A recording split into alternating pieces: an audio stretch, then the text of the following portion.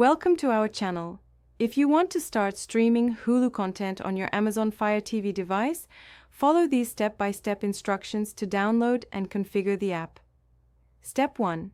Turn on your Fire TV device and your television. Ensure your Fire TV is connected to the internet. Step 2. From the Fire TV home screen, use your remote to navigate to the magnifying glass icon for search or find. Step 3. Type Hulu using the on-screen keyboard and search for the application. Step 4. From the search results, select the official Hulu app. Make sure it's published by Hulu, LLC for authenticity. Step 5. Click Get or Download to begin installing the Hulu app on your Fire TV. The app is free to download. Step 6. Wait for the installation to finish.